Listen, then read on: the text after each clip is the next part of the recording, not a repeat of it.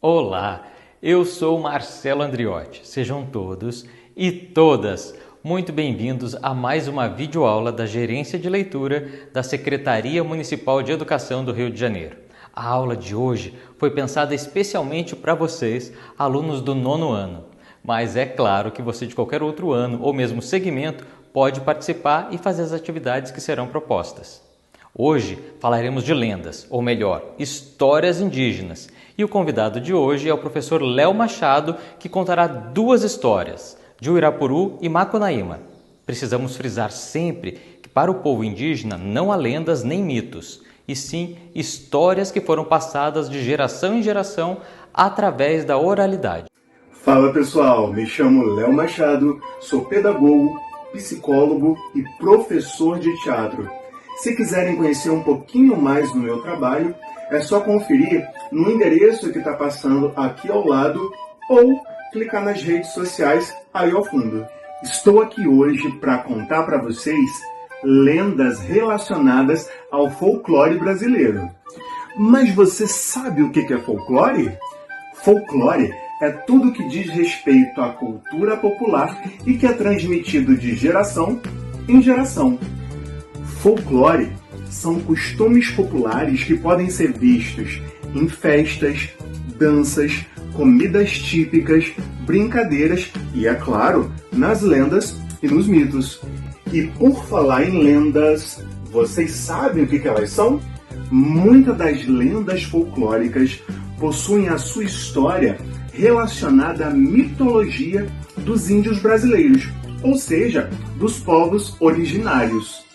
Outras lendas folclóricas possuem ainda relação com mitos trazidos da Europa pelos portugueses, por exemplo, e da África pelos negros, pelos africanos.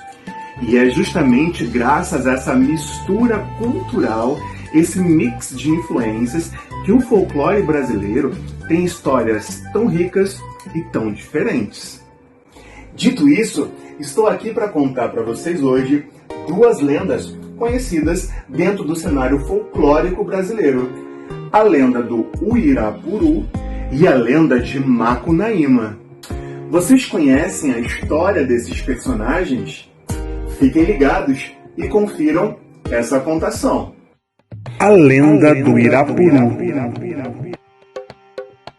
Quaraçá, um jovem índio de uma tribo amazônica, adorava passear pelas matas tocando sua flauta de bambu, e o som era tão bonito que fazia todos os animais da floresta ficarem em silêncio para o escutar. Sem perceber, se apaixonou por Anaí, uma bela índia que era casada com o cacique da tribo, e, por ser um amor proibido, ele sequer poderia se aproximar da amada. O sofrimento tomou conta do jovem, que de tão triste parou de tocar sua flauta e de tanta dor resolveu entrar no meio da floresta para buscar ajuda divina. E, entendendo o sofrimento de Quaraçá, Tupã resolveu transformá-lo num pequeno pássaro colorido, para que assim pudesse se aproximar de sua amada.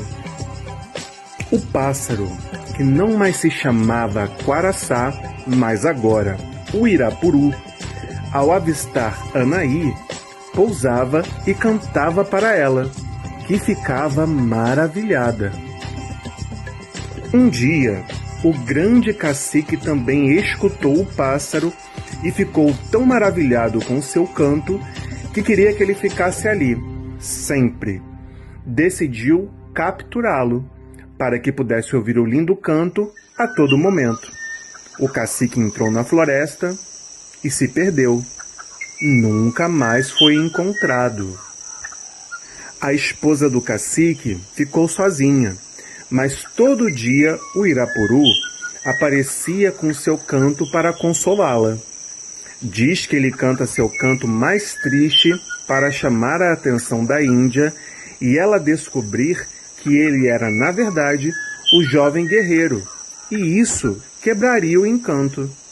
Mas ela nunca descobriu, e o Uirapuru segue cantando nas matas até hoje.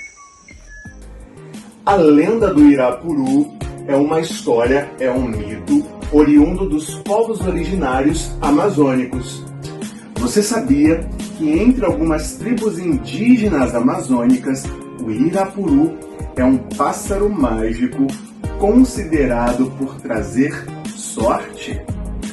Dizem que quem vê um Irapuru durante o seu belíssimo canto tem direito a fazer um pedido e esse pássaro mágico irá realizar. E você, se encontrasse o Irapuru, que pedido faria? A lenda de Macunaíma. O sol estava apaixonado pela lua e a lua pelo sol. Mas era um triste caso de amor, pois todas as manhãs ele se apressava para chegar ao céu, na frustrada esperança de ainda encontrá-la, mas ela já tinha ido embora. A lua, por sua vez, também corria atrás do sol, mudando sua forma entre cheia, quando estava repleta de esperança, e minguante, quando estava desolada.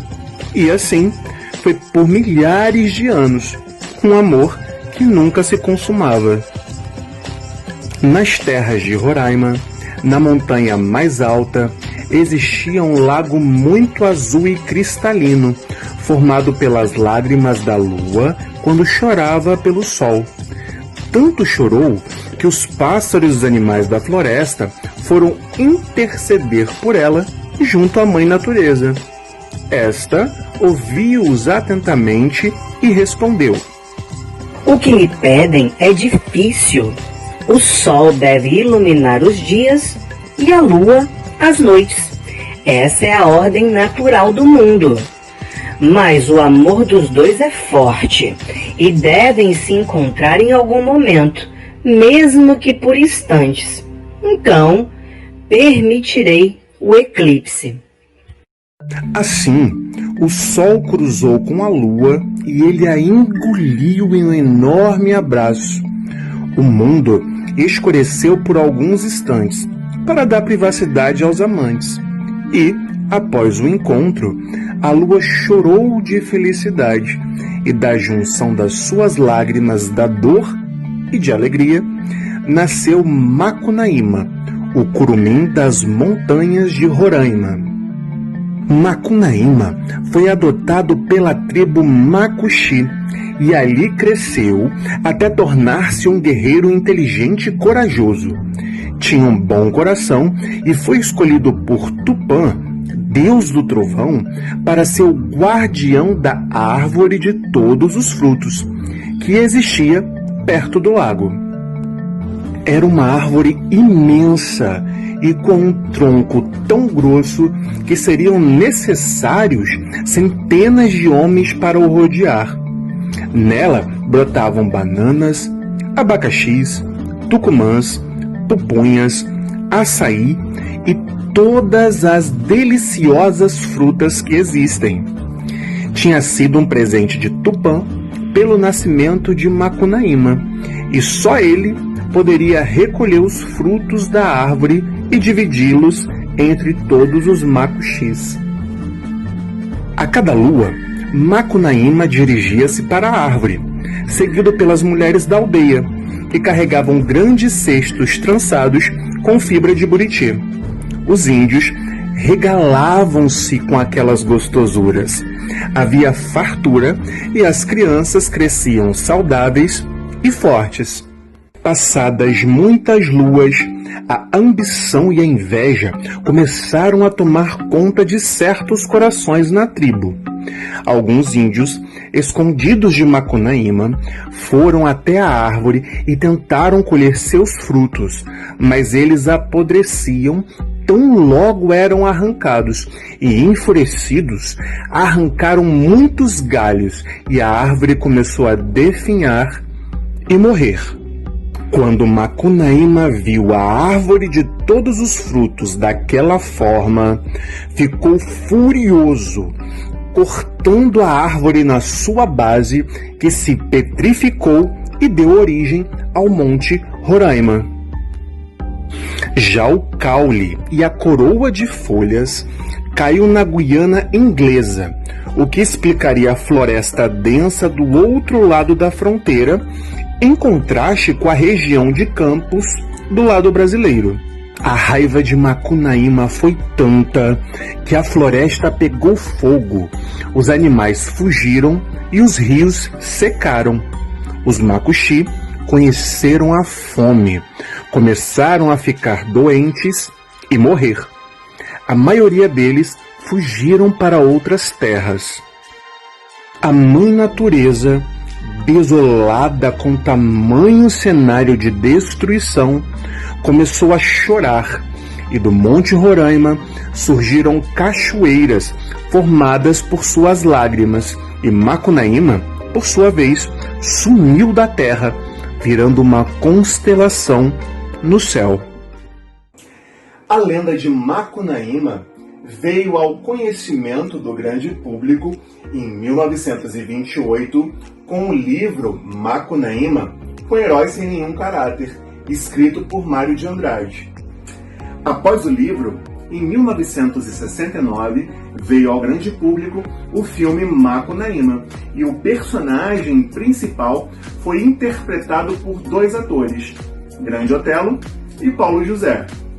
O fato é que a lenda de Macunaíma tem relação direta com Monte Roraima, que é muito procurado por turistas por ter o seu formato de mesa. Nós chamamos esse tipo de montanha de Tapui. Vamos chegando então ao final desse vídeo e eu não poderia deixar de falar da importância da leitura na caminhada de vida e na pessoa que queremos nos construir. A leitura, ela ajuda a transformar e a melhorar o nosso vocabulário, memória e imaginação. Ela também estimula as minhas habilidades de escrita e de comunicação. Portanto, leia. Pode ser sobre qualquer assunto, mas não deixe de ler.